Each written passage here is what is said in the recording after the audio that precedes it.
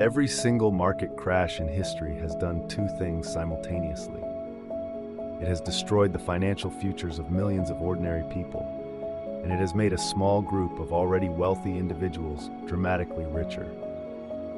By the end of this video, you will understand the exact mechanism they use, the psychological trap that makes you hand them your wealth without realizing it, and the specific moves you can make right now to ensure the next crash works for you instead of against you. Think back to 2008 or March 2020. Maybe you remember the feeling. You open your investment account and your stomach drops. Weeks of panic follow, then months of watching numbers bleed red. Many people did what felt rational. They sold, they moved to cash, they told themselves they would get back in when things stabilized. Meanwhile, the mortgage payment is still coming, the car payment is still coming. Life does not pause for market recoveries. That feeling of helplessness is not an accident. Here is what was happening on the other side of those trades you made in panic. While you were selling, someone was buying. Warren Buffett deployed $12 billion in the 6 months following the 2008 crash. Ray Dalio's firm quietly accumulated positions. Institutional investors who had sat on cash for months suddenly became aggressive buyers. They were not smarter than you about predicting the crash. They were positioned differently before it arrived, and the gap between you and them widened permanently in those few weeks. So the obvious answer seems to be better information. Follow the right analysts. Watch the markets more closely. Find someone who can predict the next crash and tell you when to get out before it happens. This is exactly what the financial media industry wants you to believe, because that belief keeps you glued to their content, reacting to every headline, making emotional decisions dressed up as informed ones. Market timing does not work. Study after study confirms it. The average investor who tries to time the market underperforms the market by 4 to 5% annually. There is a reason this cycle keeps repeating across every generation, and nobody in mainstream finance talks about it honestly.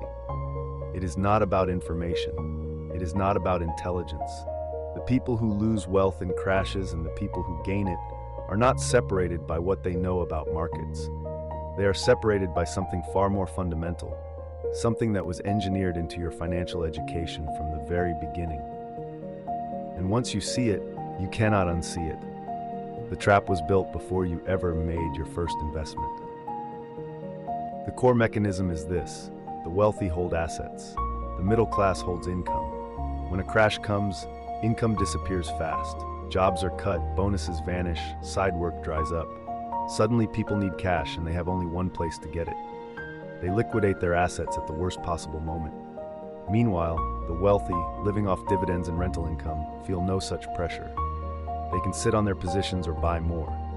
The crash does not just reduce prices. It systematically transfers ownership of productive assets from people who need liquidity to people who do not.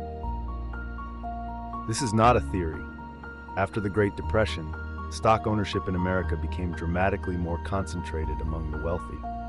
After 2008, the top 1% captured 95% of income gains in the first 3 years of the recovery.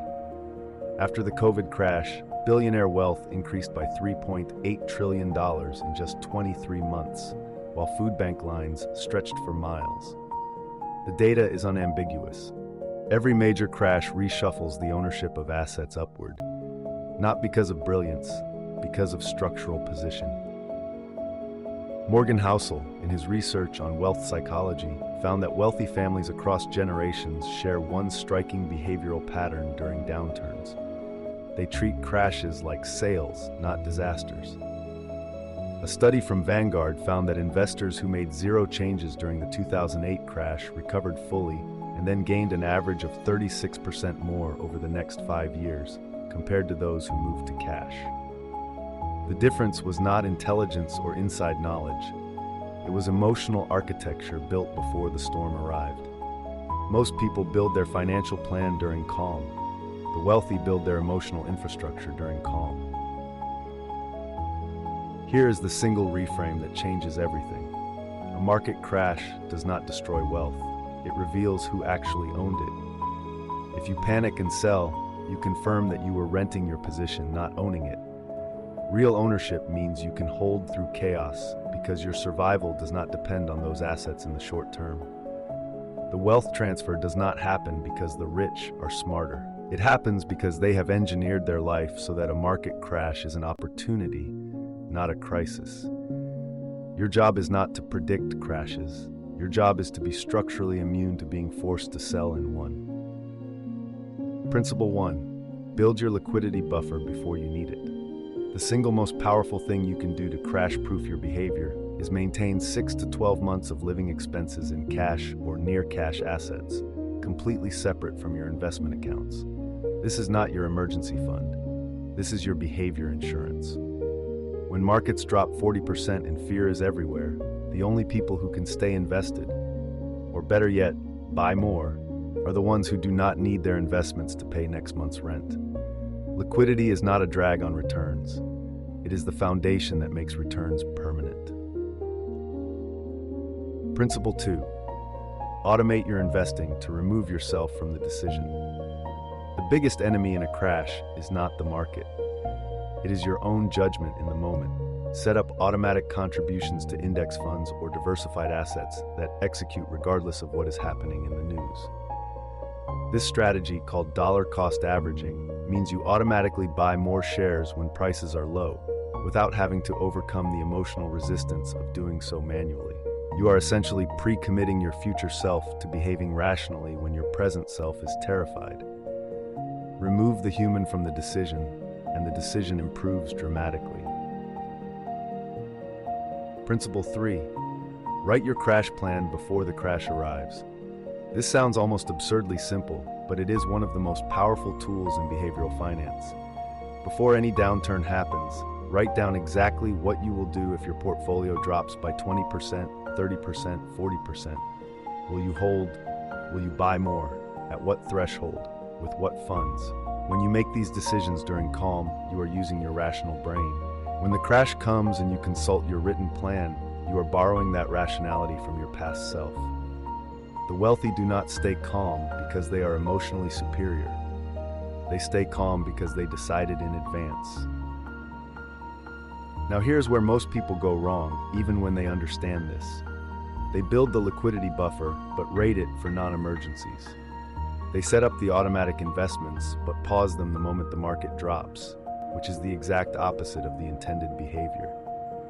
They write a crash plan, but then convince themselves that this crash is different, that the rules do not apply this time, that this one is going to zero. The most dangerous words in investing are "this time is different." Every crash in history has felt uniquely catastrophic and permanent. None of them were. Your emotional system will lie to you, your written plan will not. Here's what you do starting this week. This weekend, calculate exactly how many months of expenses you currently have accessible outside your investments. Write that number down. If it is less than 6, that becomes your priority before any other financial goal. Over the next 30 days, log into your investment account and set up a recurring automatic contribution, even if it is small, and make sure it will not pause without a manual decision you have to consciously make. Finally, this week, write one page, just one page, describing exactly how you will behave if markets drop 30%. Keep it somewhere you will actually find it when panic arrives. Here is the question I want you to sit with. If a 40% market crash happened tomorrow, would your current financial structure force you to sell, allow you to hold, or position you to buy? Because your honest answer to that question tells you exactly where you sit in this wealth transfer system. Most people, if they are honest, know they would be sellers. The next crash is coming, not because markets are broken, but because they always cycle. The only real question is which side of that transfer you will be on when it arrives.